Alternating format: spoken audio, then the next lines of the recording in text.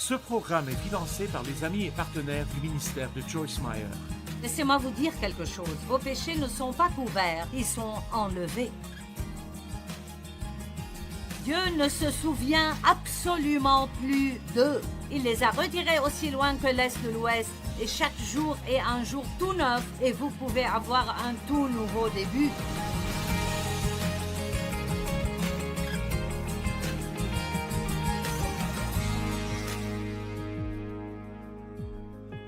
À quoi ressemble une image de soi saine? Si je vous disais aujourd'hui, je veux que vous ayez une image de soi saine, à quoi cela ressemblerait? Laissez-moi vous donner quelques points. Une personne avec une image de soi saine peut dire « Je sais que Dieu m'a créé ». Vous n'êtes pas un accident, vous avez été créé délibérément, avec soin et de manière complexe dans les entrailles de votre mère par la main de Dieu. Par la main de Dieu. Vous avez une empreinte digitale qui ne ressemble à aucune autre dans le monde entier.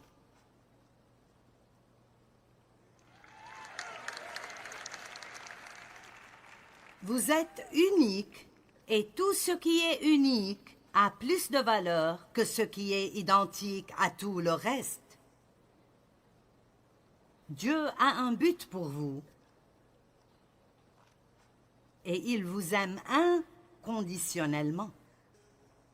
Et j'aime cette écriture, Éphésiens 1, 4 et 5.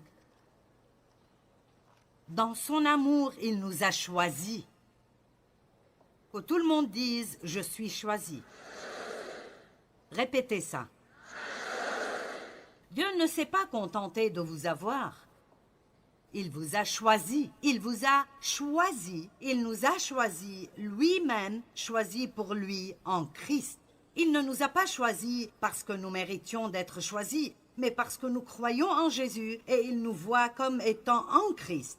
Il nous a choisis pour lui-même comme étant quelqu'un qui est en Christ. Et il l'a fait avant la fondation du monde. Donc, avant que vous ne fassiez quoi que ce soit, il vous a choisi. Maintenant, je ne sais pas pour vous, mais je pense que tout le monde aime être choisi. Tout le monde veut être celui qui est choisi. La Bible dit que nous sommes la prunelle de ses yeux, et si vous ne spiritualisez pas excessivement cela, et vous y pensez, si vous avez faim et vous allez acheter une pomme, vous n'allez pas en prendre une, allez à la caisse et payer, vous en prendrez plusieurs, et vous les regarderez vraiment bien, et vous prendrez celle que vous pensez être la meilleure. Et Dieu dit que vous êtes la prunelle de ses yeux, vous êtes la pomme qu'il choisirait.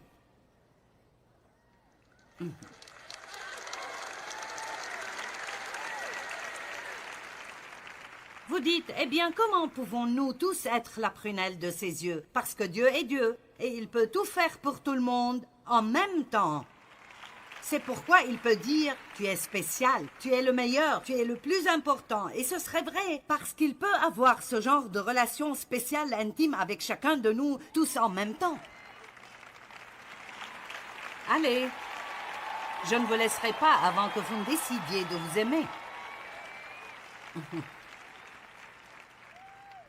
Vous dites, eh bien, j'ai 20 kilos de trop, comment puis-je m'aimer? Eh bien, si vous commencez à vous aimer un peu mieux, vous perdrez peut-être du poids.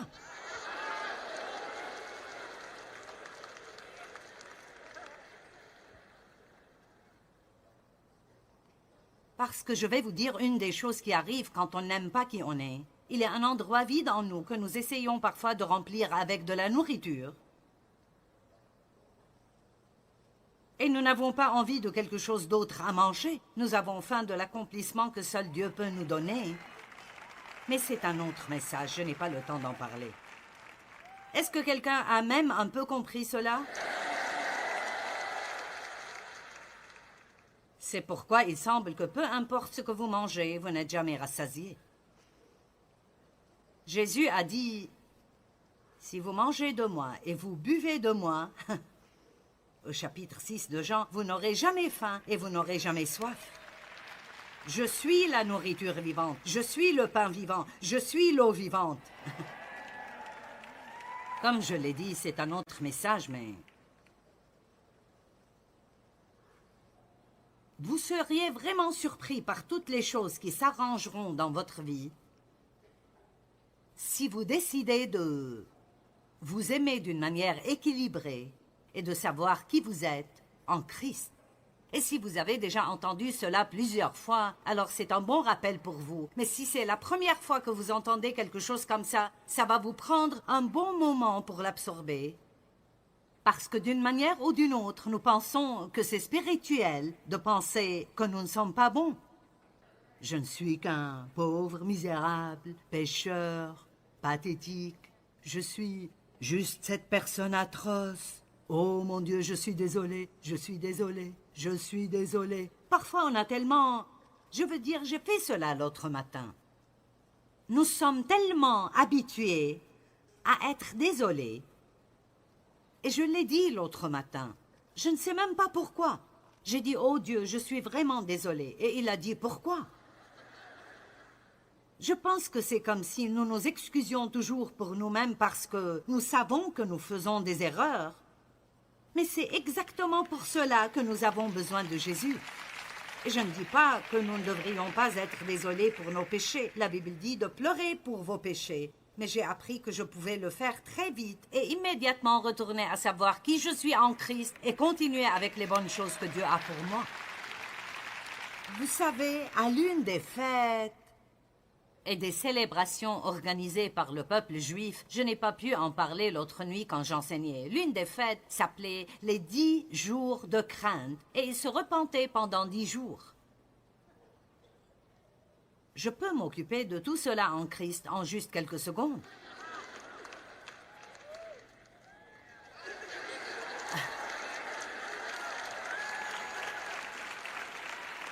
Vous voyez, maintenant ne soyez pas super religieux avec moi.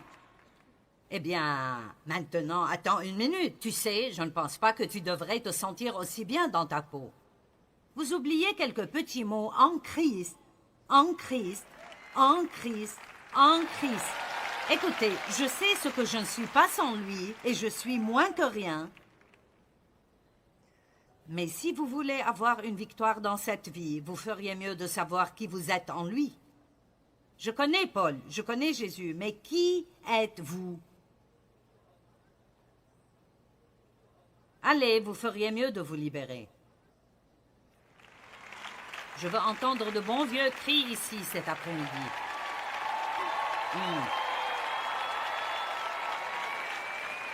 Savez-vous combien c'est merveilleux de ne plus avoir à se haïr ou de ne plus avoir à se comparer à quelqu'un d'autre? Vous n'avez pas besoin de prier comme quelqu'un d'autre, ni à étudier la Bible comme quelqu'un d'autre.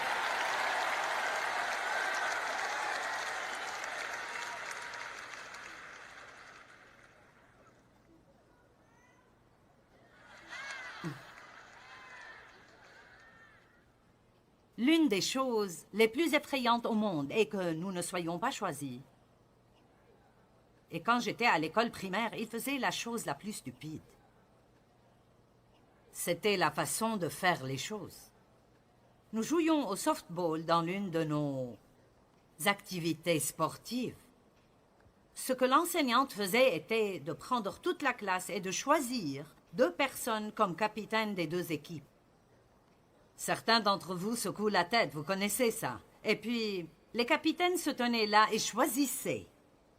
Je te veux dans mon équipe, je te veux dans mon équipe, je te veux dans mon équipe, je te veux dans mon équipe. Eh bien, la chose la plus effrayante au monde était la pensée d'être le dernier à rester là et de savoir que personne ne vous voulait.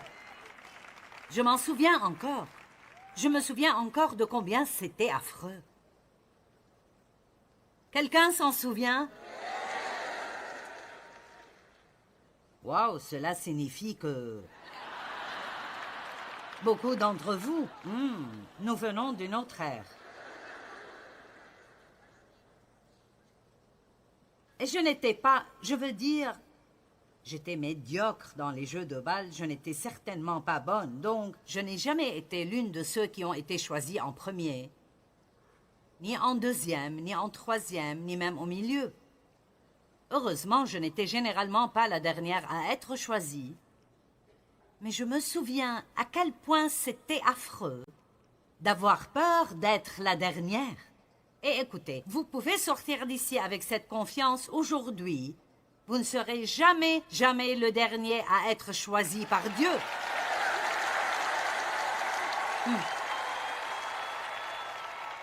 Il vous a déjà choisi. Il croit déjà que vous êtes spécial. Et il vous veut. Vous ne devez jamais penser « personne ne veut de moi » parce que Dieu vous veut. Vous êtes son enfant préféré. Vous êtes la prunelle de ses yeux. Et vous n'avez plus besoin de vous asseoir à l'église et de regarder les gens sur l'estrade et de penser qu'ils ont quelque chose que vous n'avez pas. Je vais vous dire ce qu'ils ont. Ils ont un don que Dieu a mis en eux. Vous avez un don que Dieu a mis en vous et ils sont tous égaux devant Dieu. Tout ce que vous avez à faire est la partie que Dieu vous a confiée. Arrêtez de rester à l'écart dans la vie, assis dans vos fauteuils, à essayer d'admirer toutes les personnes qui, selon vous, ont réussi dans la vie, car aucun d'entre nous n'a tout le contrôle. Et Dieu merci, nous ne l'avons pas. Même si, dans son amour, il nous a choisis comme lui appartenant en Christ. Lui appartenant en Christ. La deuxième chose à savoir est que vous êtes précieux. Le diable veut que vous pensiez que vous ne valez rien. Qu'est-ce que je fais ici? Qu'est-ce que je fais? Je ne suis qu'une mère. C'est la chose la plus affreuse à dire. Je ne suis qu'une mère. Les mères sont les personnes les plus impressionnantes du monde. Je veux dire vraiment et certainement, elles sont phénoménales. L'influence que vous pouvez avoir sur vos enfants, l'influence que vous avez chez vous, une femme donne le ton et l'ambiance chez elle. À moins que vous ne soyez marié à mon mari, c'est difficile de le mettre de mauvaise humeur. Vous connaissez le dicton « Si maman n'est pas heureuse, personne n'est heureux ». Eh bien, à certains égards, c'est vrai. Vous êtes précieuse. Sophonie 3,17, si vous n'avez jamais vu ces écritures, ce sont des écritures à crier. L'Éternel, ton Dieu, est au milieu de toi, comme un guerrier, un héros qui sauve. Il fera de toi sa plus grande joie, il gardera le silence dans son amour et ne mentionnera pas tes péchés passés. Il aura pour toi des transports d'allégresse.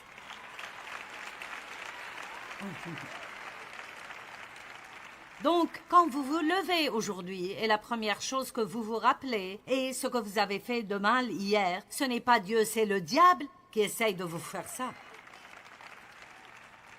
Pourquoi? Parce qu'il veut vous voir avant le matin même, commencer déjà à penser à tout ce qui ne va pas en vous. Je veux que vous commenciez à combattre le diable en vous levant le matin. Et dès que vous entendez quelque chose comme ça, ouvrez la bouche et dites « Mon Dieu m'aime ». La prochaine fois qu'il essaye de vous raconter un mensonge, dites « Je suis spécial. Je suis précieux. » Je dis au diable « Nous pouvons jouer à ce jeu toute la journée. Tu me dis ce que je ne suis pas et je te dis qui je suis. »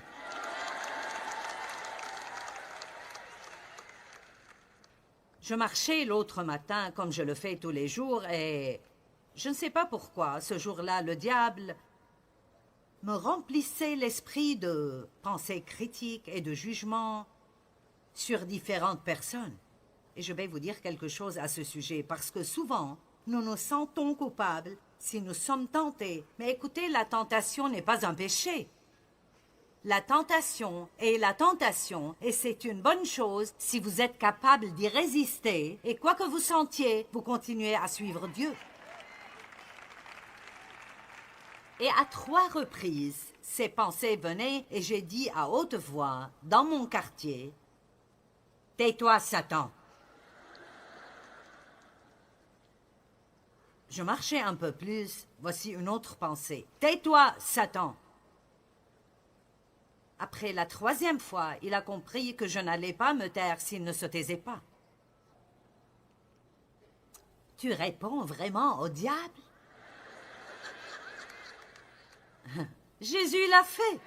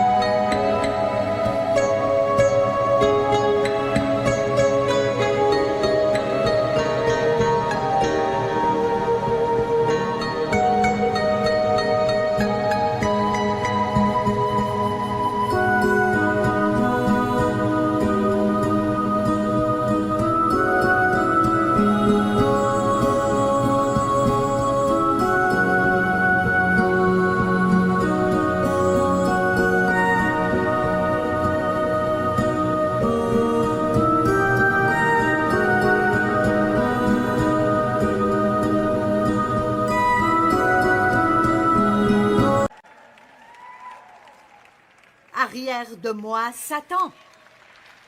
Tu es sur mon chemin, tu me gênes. C'est comme tais-toi, Satan, parce que c'est exactement ce qu'il voulait dire. Allez, certains d'entre vous ne l'ont jamais fait. Vous avez écouté le diable jour après jour, vous avez assimilé ses mensonges et vous avez cru tout ce qu'il a dit à votre sujet. Eh bien, n'entrez pas dans l'église pour chanter « Tais-toi, Satan » si vous n'allez pas le faire.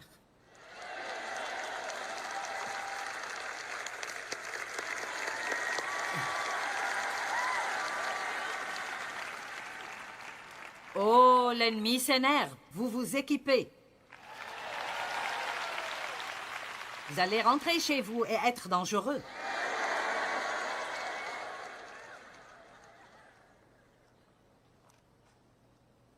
La troisième chose que vous devez savoir est que votre valeur ne dépend pas de ce que les gens pensent de vous ou de la façon dont ils vous traitent. Elle est déterminée par qui Dieu dit que vous êtes.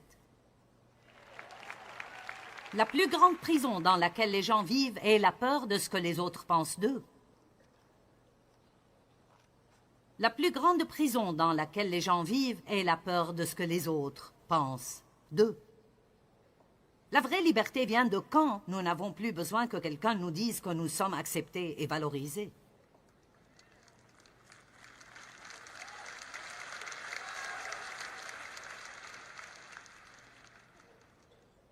Les gens pensent, vous vous faites une nouvelle petite coupe de cheveux ou quelque chose, et vous ne pouvez pas vous en sentir bien avant que d'autres ne vous disent que c'est pas ça.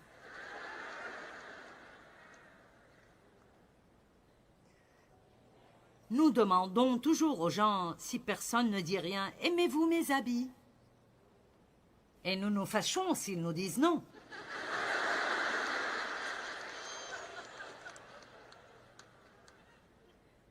Mon assistante est intelligente. J'avais amené une petite veste que j'avais achetée. Je n'avais pas l'intention de la porter ici, mais je l'ai amenée au cas où.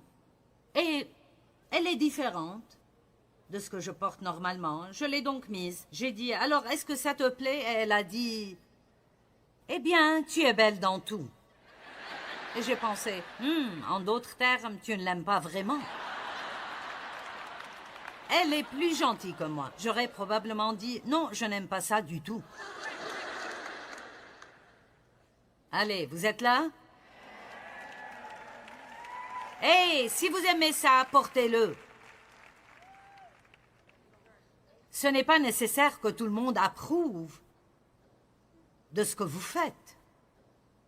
Je ne sais pas si c'est trop de liberté pour vous, c'en est trop. La quatrième chose que vous devez faire, si vous voulez avoir une image de soi saine, est de pouvoir dire « Je m'aime, je n'aime pas tout ce que je fais, mais je refuse de ruiner la vie que Jésus est mort pour me donner en me rejetant moi-même. Je m'aime, je n'aime pas tout ce que je fais. Et je peux vous affirmer que je n'aime pas tout ce que je fais. Je dis des choses parfois et je pense « Joyce, Joyce, Joyce. C'est vraiment mauvais quand vous le dites et le monde entier peut l'entendre. Je dis « Oh, Joyce, Joyce, Joyce, Joyce. » Je n'aime pas tout ce que je fais, mais je m'aime bien. Et je ne le dis pas avec orgueil. Je crois que Dieu veut que nous nous aimions. Oui, pensez un peu pour pouvoir le comprendre.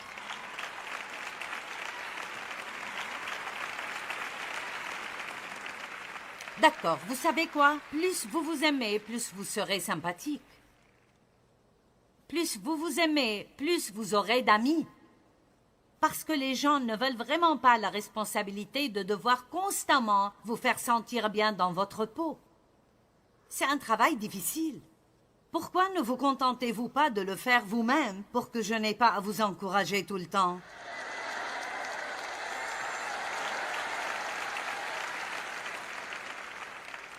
Mesdames, ne donnez pas à votre mari la responsabilité de vous garder heureuse. Eh bien, tu ne me rends pas heureuse, tu ne me rends pas heureuse, tu ne me fais pas me sentir bien dans ma peau. Eh bien, ce serait vraiment bien si les gens le faisaient, mais ne soyez pas le genre de personne qui doit obtenir cela de quelqu'un d'autre tout le temps. Prenez-le de Dieu et téléchargez-le dans votre esprit. L'une des meilleures choses que Dieu m'ait dites, parce que j'étais comme ça, Dave ne fait pas ça, et Dave ne fait pas ça. Et Dieu a dit, cesse d'imposer sur Dave la responsabilité de ta joie. Certains d'entre vous pourraient avoir un mariage magnifique si seulement vous arrêtiez d'imposer sur votre époux la tâche de vous garder heureuse tout le temps. Eh bien, ça valait le coup que vous veniez ce week-end. J'ai dit, ça valait le coup que vous veniez ce week-end. Rentrez chez vous et commencez à faire cela, et votre mari vous payerait pour venir l'année prochaine. Il vous suppliera de revenir.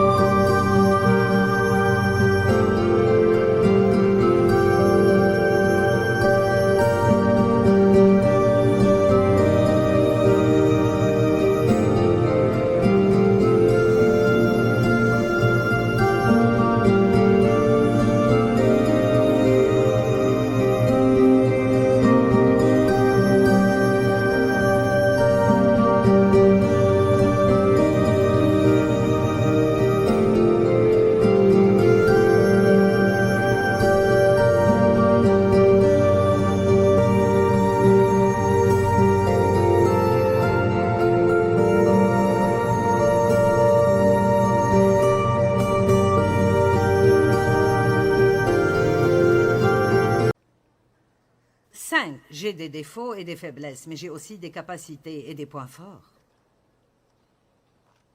Le Cantique des Cantiques, 4:7 dit « Il s'exclama, tu es toute belle, mon ami, et il n'y a point en toi de défaut. » Waouh! C'est en fait dans la Bible. Et le Cantique des Cantiques est un peu difficile à comprendre. Je n'ai jamais compris les trucs comme les poils de chèvre et je ne voudrais pas les avoir. Mais c'est une histoire d'amour entre Dieu et son peuple. Tu es toute belle, mon ami. Et il n'y a point en toi de défaut. Voici ce que je veux vous dire aujourd'hui. Dieu voit votre cœur. Et oui, il sait ce que nous faisons de mal, et il nous convainc, et il nous corrige, et heureusement, celui qui a commencé son bon travail en nous, le continuera jusqu'au dernier jour. Celui qui a commencé un bon travail le terminera et l'achèvera à la fin. Nous avons certainement des domaines dans lesquels nous devons changer et des choses qui ne sont pas bonnes. Mais écoutez-moi, Jésus n'est pas concentré sur cela.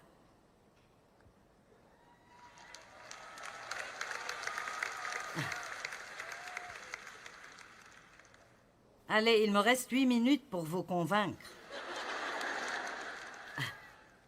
Il n'est pas concentré sur tout ce qui ne va pas en vous, car il savait déjà tout ce que vous feriez de mal avant même de vous choisir. Dieu ne s'est pas coincé avec vous, il vous veut. Il vous veut.